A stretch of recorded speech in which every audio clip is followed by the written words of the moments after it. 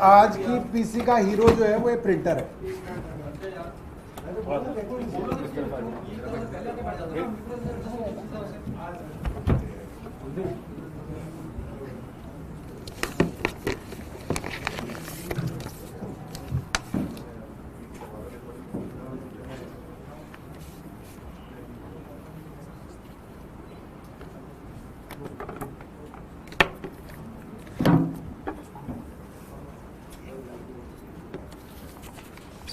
शुरू करें।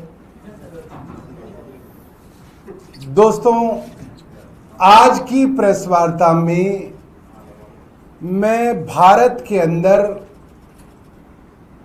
जो एक एजेंसी पिछले कई सालों से आतंक फैला रही है, एनफोर्समेंट डायरेक्टरेट और इनके अफसरों को एविडेंस के साथ, सबूतों के साथ एक्सपोज करूंगा कि कैसे ईडी के अफसर क्रिमिनल कॉन्स्पिरेसी करते हैं केंद्र सरकार के साथ मिलके अलग अलग राजनेताओं को फंसाने की। They are part of a criminal conspiracy and I will expose them today with evidence.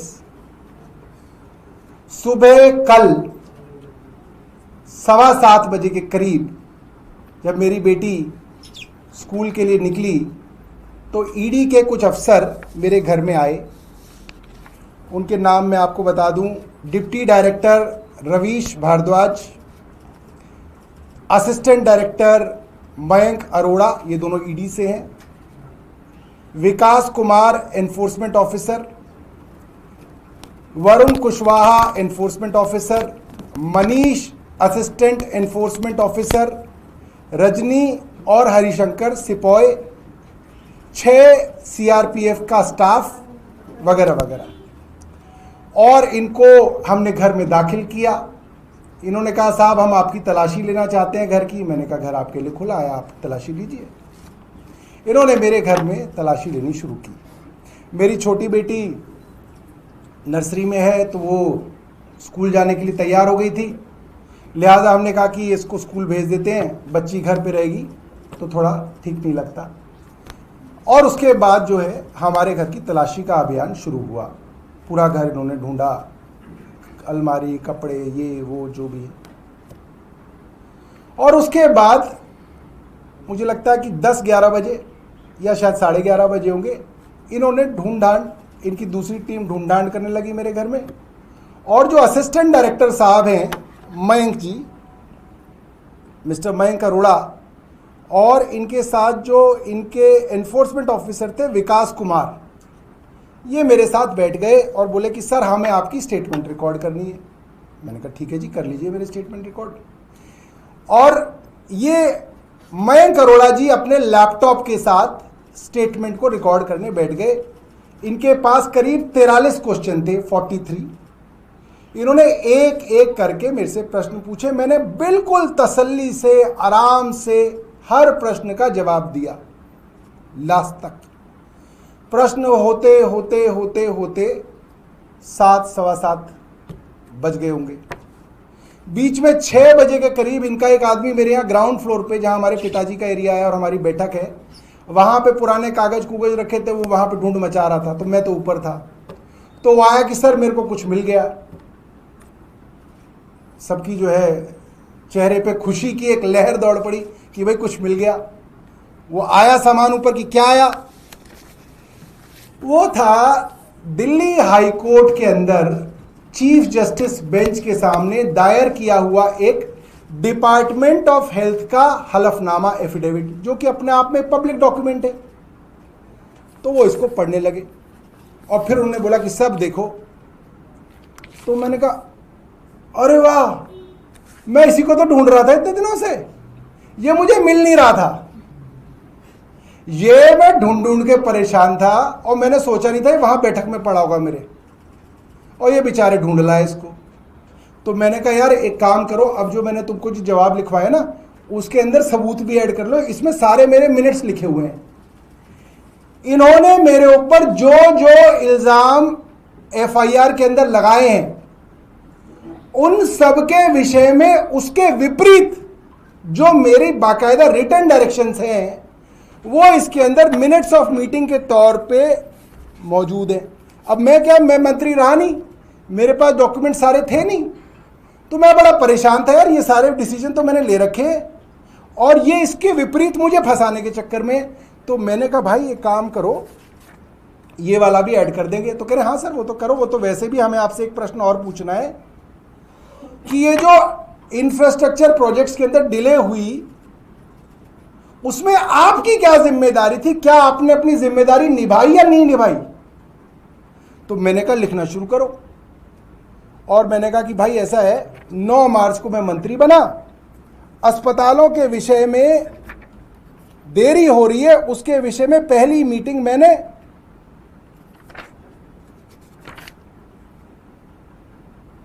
22 मार्च को कर डाली। ये रही 9 मार्च को मंत्री बना, 22 मार्च को मैंने मीटिंग करी, उसके बाद अप्रैल में करी, फिर उसके अगले महीने करी, उसके कई मीटिंगों की मतलब लाइन लगी हुई है मीटिंगों की मेरी, और सब में डायरेक्शन दी हुई है मैंने, ये करो ये करो ये करो, जल्दी करो, ऐसे करो वैसे करो, ये करो। तो साहब वो टाइप हो गया। उसके साथ मैं एक और पूरा का पूरा पैराग्राफ उसमें लिखवा चुका था कि ये पूरा का पूरा मामला फैब्रिकेटेड है, झूठा है, और दिल्ली के उपराज्यपाल विनय कुमार सक्सेना ने क्रिमिनल कॉन्स्पिरेसी करके मुझे फंसाने की कोशिश की है, और इसके सबूत मेरे पास है। आई हैव एविडेंस। मैंने उनको कहा मेरे पास ऑडियो वीडियो रिकॉर्डिंग्स हैं, डॉक्यूमेंट्री एविडेंस है, जिसके अंदर क्या क्या हुआ, कैसे अफसरों को डायरेक्शन दी गई, कैसे डायरेक्शन पे अफसरों ने मुझे फंसाने की कोशिश की। एलजी के अपने दफ्तर में, उनकी मीटिंग में, जहां पे चीफ सेक्रेटरी थे, हेल्थ सेक्रेटरी थे, सर्विसेज के अफसर थे, सर्विसेज सेक्रेटरी थी जो कि एसीबी के हमारे चीफ की पत्नी है, वो सब मौजूद थे। मेरे पास वहां का भी एविडेंस है कि उस मीटिंग में क्या क्या हुआ, एलजी ऑफिस का भी है, और मैं इसमें लिख रहा हूं। तो सर दे दो, तो मैं कहा कोर्ट में दूंगा। कह रहे सर ये लिख दो, मैंने कहा लिख दो, I will submit it to the court at appropriate stage. तो जी हो गया, 7:45 के करीब बज गए, एविडेंस रिकॉर्ड हो गया, पंचनामा बन गया कि जी क्या क्या यहां पे बरामदगी हुई, उसका पंचनामा होता है। पंचनामे के अंदर सीजर में लिखा गया 2 चीजें मेरे घर से बरामद करी गई, 2 कागज। एक हलफनामा है मेरा एमएलए का, जो मैंने इलेक्शन लड़ा 2025 में, जो मैंने इलेक्शन कमीशन को जो हलफनामा दिया वो बरामद हुआ। और वो बरामद कैसे हुआ वो भी मैं बताता हूँ। इन्होंने मुझसे पैन नंबर क्या है, आधार नंबर क्या है, मैंने कहा यार वो तो मेरे फ़ोन में है और फ़ोन तुमने ले लिया मुझसे। तो मैंने अपनी बीवी को कहा कि वो निकाल के लाओ एफिडेविट, वो जो इलेक्शन कमीशन वाला था उसमें सारी डिटेल है कि मेरे पास कितनी गाड़ी है, मेरे पास कितना घर है, क्या है, वो एग्जैक्ट है। तो मैं इसमें से पढ़ पढ़ के बता रहा था उन्हें, और उन्होंने इसी को सीज करके कह दिया ये एक इनक्रिमिनेटिंग डॉक्यूमेंट है। मतलब ये वो डॉक्यूमेंट है, ये पंचनामे में लिखा है उन्होंने इसके बारे में, ये मेरे द्वारा दिया गया इलेक्शन कमीशन को एफिडेविट, जो पूरी दुनिया को पता है और वेबसाइट पर डला हुआ, ये मेरे खिलाफ इनको एक इनक्रिमिनेटिंग एविडेंस मिला, डॉक्यूमेंट मिला 20 पन्नों का। जो पंचनामे अभी आपको देंगे तो उसमें कहेंगे 20 पन्नों का इनक्रिमिनेटिंग डॉक्यूमेंट मिला, वो ये है 20 पन्ने। ठीक है जी। दूसरा ये हलफनामा है, हाई कोर्ट ऑफ दिल्ली के अंदर डिपार्टमेंट ऑफ हेल्थ ने दिया, डिप्टी डायरेक्टर हेल्थ ने, ये मेरे घर से मिला, इसको पंचनामे में डाला गया। उस पंचनामे पे पंचों के सिग्नेचर किए गए। पंच कौन होते हैं? एक्चुअली वो इंडिपेंडेंट विटनेस होते हैं, कागजों में होते वो इन्हीं के आदमी हैं, करते वो वही हैं जो ईडी का अफसर उन्हें कहता है, और उसका एविडेंस भी मेरे पास है। मैं ये भी साबित कर दूंगा एविडेंस के साथ कि ये जो पंचों का नाटक हो रहा है इस पूरे देश के अंदर, ये पूरी नौटंकी है। और ये दलाली चल रही है देश के अंदर, ये मैं साबित करूंगा। आई हैव एविडेंस, डॉक्यूमेंट्री एविडेंस है। तो उस पंचनामे पे दस्तखत कराए गए, पंचों के दस्तखत हो गए, ईडी वाले अफसरों के हो गए, मेरे हो गए। अब स्टेटमेंट पे साइन होना था। ईडी के असिस्टेंट डायरेक्टर मयंक अरोड़ा ने, अगर मैं झूठ बोलूं तो इस चीज के लिए मुझे जेल हो जाए, इस चीज के लिए जेल हो जाए अगर मैं आज झूठ बोल रहा हूं। यहां पे मैं अपने आप को बाउंड कर रहा हूं इस चीज के लिए। ईडी के असिस्टेंट डायरेक्टर मयंक अरोड़ा ने मेरी स्टेटमेंट को अपने लैपटॉप से गूगल ड्राइव और व्हाट्सएप पे कहीं शेयर किया, किसी वकील को शेयर किया, बीजेपी में शेयर किया, या किसी अफसर को शेयर किया, मुझे नहीं मालूम, या एलजी ऑफिस में शेयर किया। मेरे सामने शेयर हुआ, मेरे वाईफाई से शेयर हुआ। ये मैं आपको जानकारी दे रहा हूं। ये सब चीजें फॉरेंसिक एविडेंस में मिल जाएंगी, सब चीजें।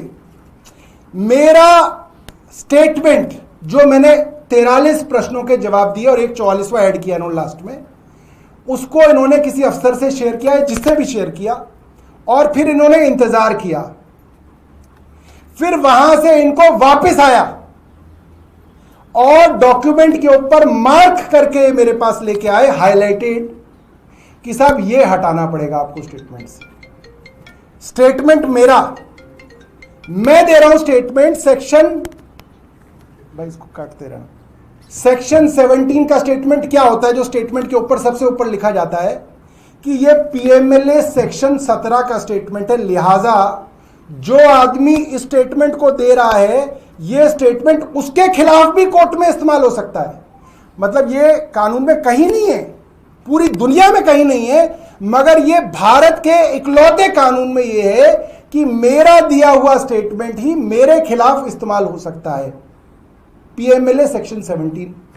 और ये स्टेटमेंट ऑन ओथ है, और अगर मैं इस स्टेटमेंट में झूठ बोलूंगा तो मुझे ही जेल भेज दिया जाएगा, क्योंकि मैंने झूठ बोला। तो मैं ओथ पे दे रहा हूं। मैंने कहा असिस्टेंट डायरेक्टर साहब, ये स्टेटमेंट मेरा है, मैं ओथ पे दे रहा हूं सेक्शन 17 में, मैं जो चाहूंगा वो दूंगा ना, आप कोई ना इसमें से काट दोगे, आप कैसे हटा दोगे इसके अंदर से स्टेटमेंट। कह रहे सर समझो, हमारे को भी तो प्रोफेशनल दिखना है। मैंने कहा क्या मतलब हुआ। कह रहे सर ऐसे कोई ना, जो आप कहोगे मैं लिख सकता हूं। मैंने कहा फिर क्या लिखोगे आप। कह रहे नहीं सर, जो मुझे ठीक लगेगा मैं वो लिखूंगा। मैंने कहा वाह भाई वाह, हम घास खाते हैं। मतलब मेरा स्टेटमेंट भी ईडी का असिस्टेंट डायरेक्टर तय करेगा किसी तीसरे आदमी को भेज के कि सौरभ भारद्वाज अनोत क्या कह रहे हैं। मैंने बहुत प्यार से बात की, मेरी पत्नी सामने बैठी थी, सर सर कह के। मैंने कहा सर ऐसे कोई ना होता है, ये स्टेटमेंट मेरा है।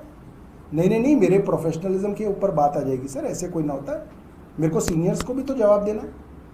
मैंने कहा जी आप इसमें लिख दो कि आपने मुझे 3 बार वार्निंग दी कि ये हिस्सा हटा लो अपने जवाब में से, और मैंने आपकी वार्निंग नहीं मानी और मैं इस चीज पे अड़ा रहा कि ये हिस्सा जाएगा, मेरी स्टेटमेंट है और मैं उसमें साइन कर दूंगा। भाई इसमें आप भी बच जाओगे, आपके अफसर आपके पीछे नहीं पड़ेंगे। कह रहे सर ऐसे कोई ना होता है। मैंने कहा फिर कैसे होता है। कह रहे सर अच्छा एक काम करता हूं, मैं आता हूं। फिर अफसरों से उन्होंने ये जो 8 बजे से जो 2 बजे तक हुआ है, जो बाहर खबर आ गई थी कि सब हो गया अब आने वाले हैं, और आते आते जो बारात रुक गई, जो ससुराल ही नहीं पहुंची,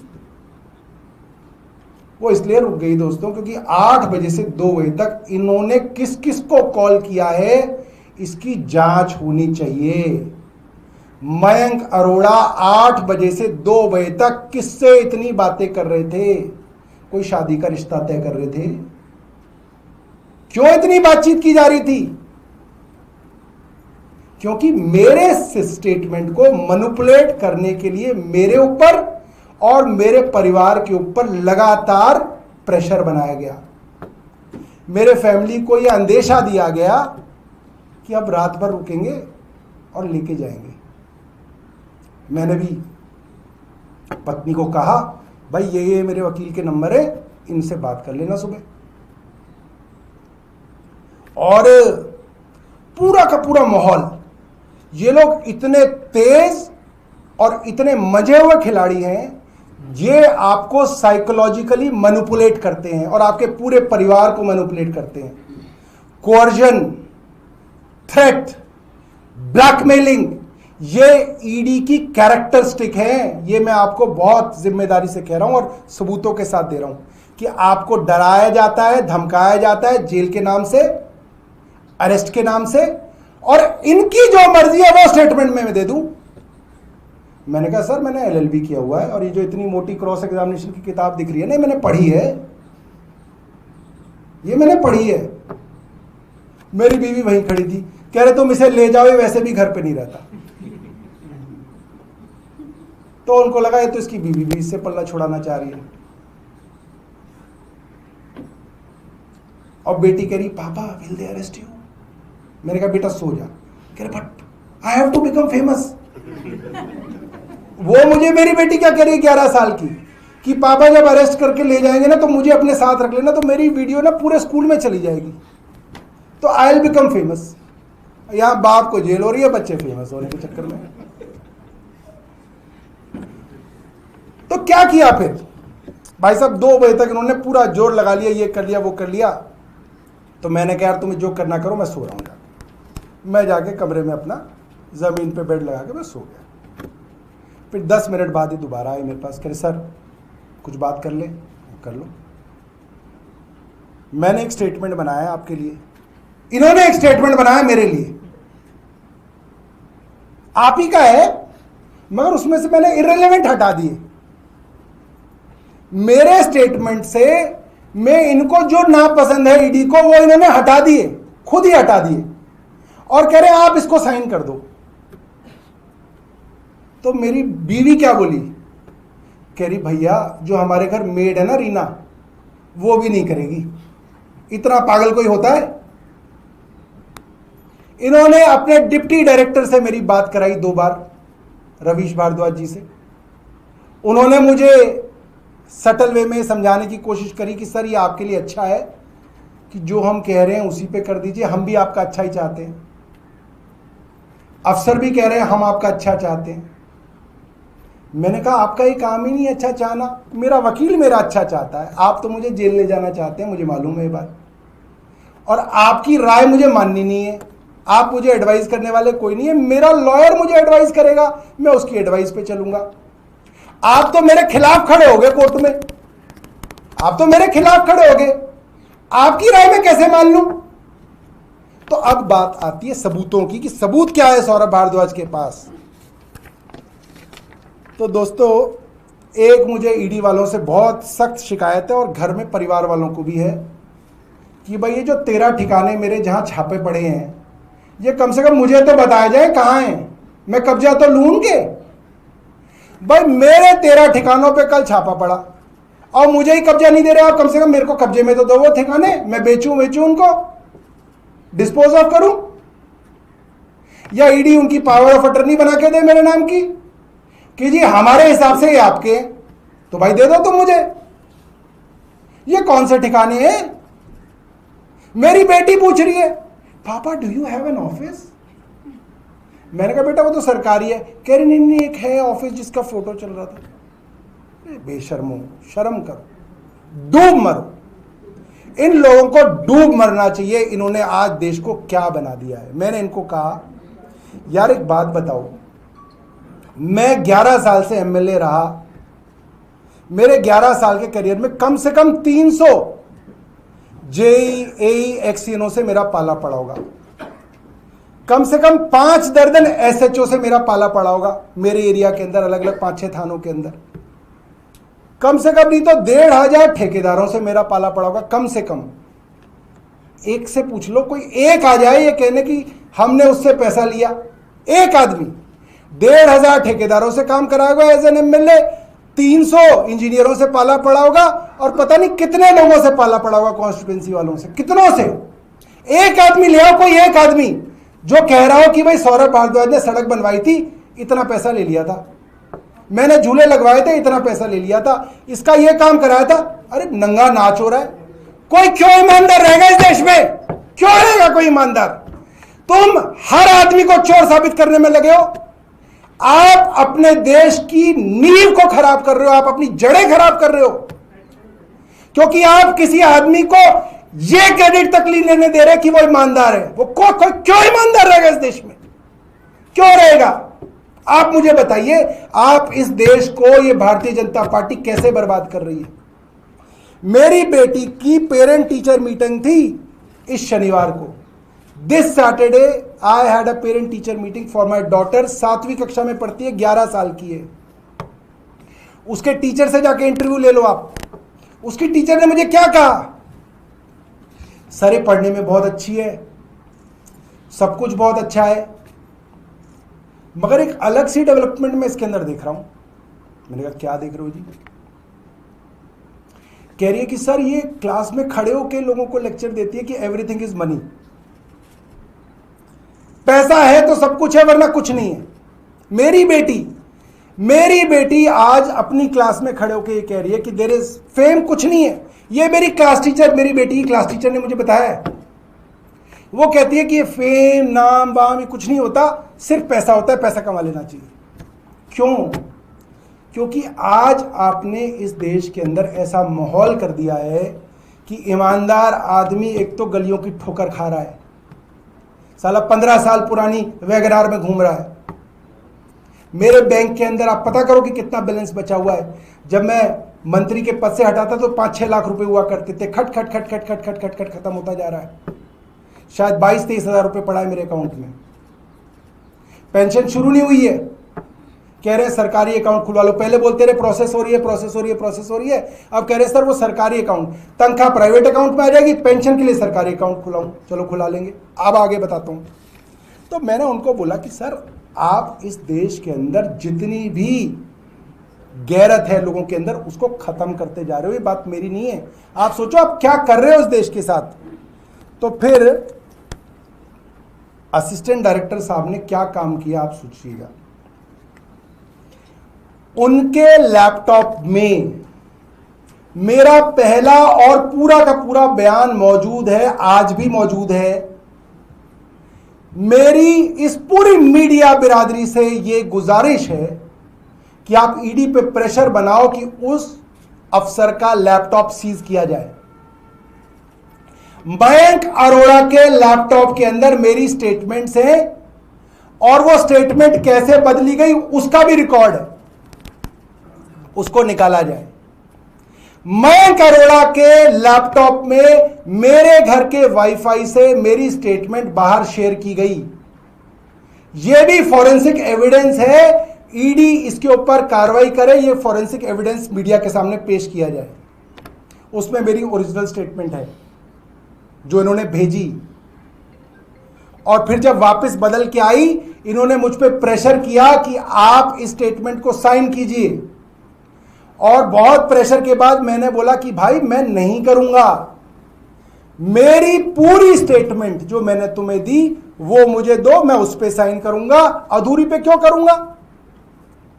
कह रहे सर वो इररिलेवेंट है। मैंने कहा you are nobody to tell me कि whether my statement is relevant और not, it is the court which will decide. आप कौन हैं? आप इन्वेस्टिगेटिंग एजेंसी हैं। आपका क्या काम है? सौरभ भारद्वाज को जेल डालना आपका काम नहीं है। इन्वेस्टिगेटिंग एजेंसी का काम है सच, साक्ष्य कोर्ट के सामने रखे जाए और कोर्ट डिसाइड करे। आप तो मेरा सच ही नहीं पहुंचने दे रहे कोर्ट में, आप ही डिसाइड कर रहे हैं। आप कौन होते हैं? मतलब इनकी फोरेंसिक एग्जामिनेशन होनी चाहिए। और यह प्रिंटर मेरा है। इस प्रिंटर को वाईफाई पे कनेक्ट करके स्टेटमेंट्स प्रिंट आउट की गई।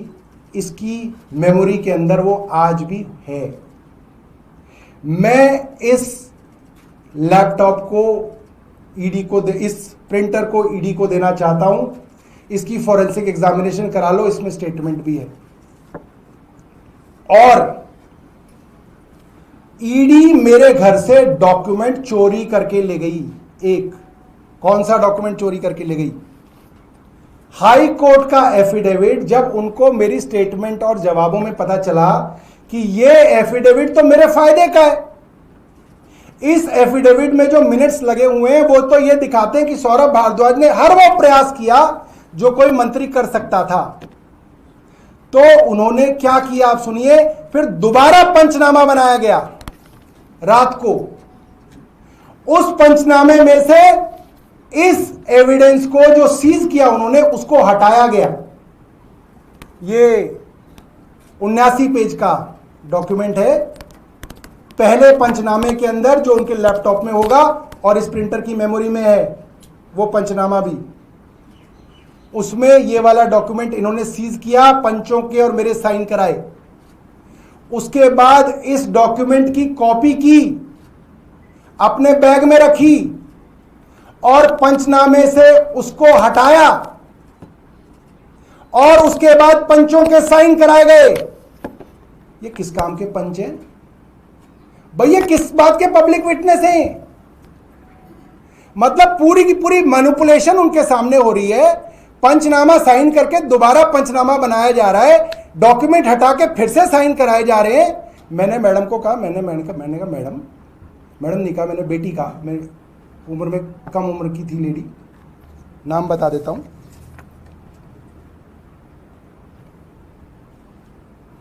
स्नेहा जायसवाल, मैनेजर हैं पंजाब एंड सिंध बैंक में। मैंने कहा मैडम बेटा, पंच या पब्लिक विटनेस का क्या मतलब होता है? यहां जो हो रहा है उसको दर्ज किया जाए। इसमें ये सारी बकवास है। 7:15 पे आए, 7:30 बजे तलाशी इन्होंने हमारी ली, 8:15 बजे कुछ अफसर चले गए, फिर इन्होंने तलाशी शुरू की, 1:45 बजे बेटी आई, 1:15 बजे बच्चा आया, हमारा आदमी खाने लेने इतने बजे गया, खाना लेके इतने बजे आया। अरे दुनिया भर की कोरी बकवास तुमने लिख दी इसमें और पंचों के साइन करा दिए इस पे। वो क्यों नहीं लिखा तुमने जो चोरी की है मेरे घर से? वो क्यों नहीं लिखा तुमने कि तुमने मेरी स्टेटमेंट रिकॉर्ड की और उसके बाद उस स्टेटमेंट को बदला और उसके बाद मेरे को साइन कराने की कोशिश की और मैंने कहा मैं अपनी स्टेटमेंट पे करूंगा वरना नहीं करूंगा? वो क्यों नहीं लिखा पंचों ने? मैंने कहा इन मैडम से, मैंने कहा मैडम पंच का मतलब ये होता है मेरी बेटी के जाने का टाइम और आने का टाइम नहीं होता। जोमेटो से कितने बजे तुम्हारे खाने की डिलीवरी हुई उसका टाइम नहीं होता उसमें। इसमें ये डालो आप जो यहां पे हो रहा है घटनाक्रम। ये डालो आप कि जो हाई कोर्ट का एफिडेविट इन्होंने सीज किया है इसको उन्होंने कैसे हटा दिया। ये डालो आप कि मैं कह रहा हूं कि मैं इनकी कही हुई स्टेटमेंट पे साइन नहीं करूंगा, अपनी पे करूंगा। ना जी ना। क्या कह रही है पंच? कह रही सर ये सही तो कह रहे हैं, जो रिलेवेंट है वही तो लिखेंगे, ये ठीक लिख रहे हैं। मैंने कहा पंच जी आप यही लिख दो अपने पंचनामे में कि एज अ पब्लिक विटनेस मैंने सौरभ भारद्वाज को यह राय दी कि जी जो ईडी कह रही है उसी पे साइन कर देना चाहिए क्योंकि इनको ज्यादा पता है। यह पब्लिक विटनेस का स्टैंडर्ड है और ये इनकी मिली भगत है। तो दोस्तों एविडेंस आपके सामने है। Evidence assistant director ED Mayank Arora के लैपटॉप में है और इस प्रिंटर के अंदर है। मैं दरख्वास्त करूंगा आप मीडिया से, देखो ईडी तो सुनेगी नहीं, वो तो उनको तो कहेगी कौन सी प्रेस कॉन्फ्रेंस, हमको तो पता ही नहीं चला। आप लोगों को ये मोर्चा उठाना पड़ेगा क्योंकि अगर आप आज दब गए तो आपके घर भी छापा पड़ेगा और ऐसे ही स्टेटमेंट पे साइन कराया जाएगा। सबके घर छोड़ेगा कोई किसी को नहीं। यहां पे ये बड़ी खराब स्थिति आ गई है, ये बहुत खराब स्थिति है और बड़ी शर्मनाक स्थिति है कि इस देश को कैसे बचा के ले जाएं हम। मुझे तो ये लगता है कि टफ है। और फिर आखिरी में जब बात नहीं बन रही थी तो मैंने उनको कहा कि सर जी मैंने लिखा हुआ है 2 साल मुझे जाना है अंदर, आज नहीं कल मैं 2 साल अंदर जाऊंगा और तैयार बैठा हूं जाने के लिए। ले चलना है तो ले चलो, साइन नहीं करूंगा। उनके डिप्टी डायरेक्टर को भी फोन पे कहा कि भैया लेना है तो ले चलो, मैं इस पे साइन नहीं करूंगा। 3 बार मैंने उनको कहा भाई मैं अरेस्ट होने के लिए तैयार हूं, ले चलो, लिख दो इसमें कॉपरेट नहीं कर रहा। मैंने कहा अंग्रेजी तो लिखनी है, कॉपरेट नहीं कर रहा। कॉपरेट का मतलब जो तुम कहो वो मैं कर दूं, वो कॉपरेशन हो गया। कमाल हो गया। 22 पेजों का स्टेटमेंट लिखवाया था मैंने, 22 पेजों का, लगभग 21-22 पेज थे और चल रहा था स्टेटमेंट और भी लिखवाता, क्योंकि इसके अंदर तो हमारे हाथ बहुत कुछ लग गए। तो साथियों, दूसरी बात, एक और बड़ी जरूरी बात है, मैंने उस स्टेटमेंट में लिखवाया कि साहब आप मुझसे जो इतनी सारी चीजें मांग रहे हो ये सरकारी डॉक्यूमेंट्स में है, मेरे हाथ से लिखे हुए सरकारी डॉक्यूमेंट जो सरकारी फाइलों में सेक्रेटेरिएट में वहां पे हैं। मैं आपको रिक्वेस्ट करता हूं कि आप सरकार से मुझे दिलवा दो। मैंने आरटीआई लगा के सरकार से कुछ डॉक्यूमेंट मांगे मुख्य सचिव से, उन्होंने कहा ये डॉक्यूमेंट एग्जिस्ट ही नहीं करता, ये मेरे पास आरटीआई है। कह रहे सर ये लाइन हटा लो। मैं क्यों हटा लूं? कह रहे सर हम कोई ना देंगे डॉक्यूमेंट। मैंने कहा और कौन देगा? कह सर आप डायरेक्ट मांगो सरकार से। मैं कहा सरकार तो मेरी आरटीआई का जवाब नहीं दे रही, आप मांगो ना। तो क्या बोला असिस्टेंट डायरेक्टर साहब? कह रहे सर हमारा काम कोई ना है डॉक्यूमेंट्स लाना। मैंने कहा अच्छा आपका काम मेरे घर छापा मारना है। भाई तुम मेरे घर छापा मार के डॉक्यूमेंट इकट्ठे कर सकते हो तो सरकार से जो ऑफिशियल डॉक्यूमेंट है वो नहीं मांग सकते? तो पूरा का पूरा खेल है। उपराज्यपाल के विषय में मेरे पास बहुत सारे सबूत हैं, और अगर मैं गिरफ्तार हो जाता हूं कुछ दिनों में तो मेरे वकील इसकी प्रेस वार्ता करेंगे समय समय पे सोशल मीडिया पे, इनके खिलाफ जो मेरे पास एविडेंस है कैसे इन्होंने मेरे खिलाफ क्रिमिनल कॉन्स्पिरेसी की है, ये मेरे वकील करेंगे। तो आप ऐसा मत सोचना कि इसके वकील कर रहे हैं तो इसको आप सीरियस ना लो। ऋषि भाई है यहाँ पे, ऋषि भाई आ जाओ यहाँ पे, यहाँ आ जाओ। ऋषि भाई मेरे वकील होंगे, इनके साथ और वकील साथी होंगे, मगर क्योंकि हमारी आम आदमी पार्टी लीगल सेल के आदमी है तो इनकी तरफ से मैसेज आएगा आपको, और उसके अंदर हम इनको एक्सपोज करेंगे पूरी तरीके से, पूरी दुनिया के आगे एक्सपोज करेंगे कि ये क्या चला रखा है इन्होंने यहाँ पे देश में। बहुत बहुत धन्यवाद। सर सवाल एक ये ले लेते कि जो आपने फाइनली स्टेटमेंट जो दिया है उसमें भी आप ये कह रहे हैं कि कोई फेरबदल हुआ है? स्टेटमेंट लिया ही नहीं ना उन्होंने, आपसे कोई स्टेटमेंट नहीं लेके। आप ये सोचो 19-20 घंटे की मेहनत के अंदर जीरो रिजल्ट। मैं होता तो तनख्वाह काट देता इनकी। क्या लाए तुम? एक एफिडेविट, वो भी इलेक्शन कमीशन का, वो इलेक्शन कमीशन की वेबसाइट पे पड़ा हुआ, और वो भी मैंने दिया क्योंकि मैं उसमें से डिटेल पढ़ पढ़ के दे रहा था। मुझे ये याद नहीं आ रहा था मेरी वैगनआर कौन से साल की है, तो मैंने उसमें देख के दिया 2011 की है, तो इसलिए पैन नंबर वैन नंबर। तो इन्होंने क्या किया भाई, इनसे पूछो कि भाई तुम सुबह से शाम तक सौरभ भारद्वाज के घर में क्या कर रहे थे? तुम तो स्टेटमेंट भी नालायक, एक पंचनामे पे साइन नहीं आए तुम्हारे, क्योंकि वो पंचनामा भी झूठा। भाई तुम मेरे घर से ये ले गए और तुमने पंचनामे में से हटा दिया, मैं क्यों साइन करूंगा ऐसे पंचनामे पे? लेके गए, इसका भी साक्ष्य दूंगा कि मैं करोड़ा अपने बैग में लेके गया इसको, इसका साक्ष्य दूंगा आपको। और इसको पंचनामे से हटाया गया, पहले डाला गया और फिर हटाया गया, और उसके ऊपर पंचों ने आंख बंद करके साइन कर दिया विटनेसों ने कि हाँ ठीक है जो तुम कह रहे हो। क्योंकि वो कौन है पंच? सरकारी बैंक में काम करने वाले क्लरिकल लोग हैं, उनकी ऐसी की तैसी कर देंगे अगर वो ईडी की बात नहीं मानेगी। वो तो सरकारी तंत्र का हिस्सा है। अरे पंच बनाना है तो किसी अच्छे यूट्यूबर को पंच बनाओ, रवीश कुमार को पंच बनाओ, इंडिपेंडेंट विटनेस, अजीत अंजुम को बनाओ, अभिसार शर्मा को बनाओ, साक्षी जोशी को बनाओ, शरद शर्मा को बनाओ, इनको बनाओ इंडिपेंडेंट विटनेस जो इंडिपेंडेंस ठोक के देते हैं। Thank you. आप कह रहे हैं कि आपने किसी डॉक्यूमेंट पर साइन नहीं किए? ना किए थे, मगर वो उन्होंने फाड़ दिए। फिर जो पंचनामे पे जिसपे मैंने साइन किया था वो उन्होंने फाड़ दिया और नया पंचनामा बना दिया। अगर वो कोई डॉक्यूमेंट पेश करता है आपका साइन किया हुआ, हाँ, तो आपका क्या है यार, फेक साइन रहेगा क्या? है ही नहीं। उनका तो दावा है सब कोई साइन किया। हाँ तो ले लो ना, ये लेके गए मेरे से, ये वाला एफिडेविट और ये वाला एफिडेविट जो मेरे घर से बरामद हुआ। इन दोनों एफिडेविटों पे एक कोर्ट में दाखिल है, हाई कोर्ट में पब्लिक डॉक्यूमेंट है, एक इलेक्शन कमीशन में दाखिल है। इनके इसके अंदर 80 के करीब पेज है, 90 के करीब पेज है, 89, इसके अंदर 20 पेज है। इन 20 पेजों पे पहले पेज पे और आखिरी पेज पे फुल साइन है। और सुनो 26 तारीख के हैं, 27 के नहीं है, क्योंकि वो 8 बजे हो चुका था कार्यक्रम। 26 तारीख के हैं। अगर मेरे होंगे और फाइनली लिए होते तो 27 के होते, क्योंकि टीम 2 बजे निकली है। तो 26 तारीख का साइन है, क्योंकि 26 तारीख के पंचनामे में ये वाला डॉक्यूमेंट इन्होंने बरामद किया, और बाद में जब पता चला कि हम ही फंस जाएंगे इसमें, एलजी मारेगा, तो छोड़ गए इसे।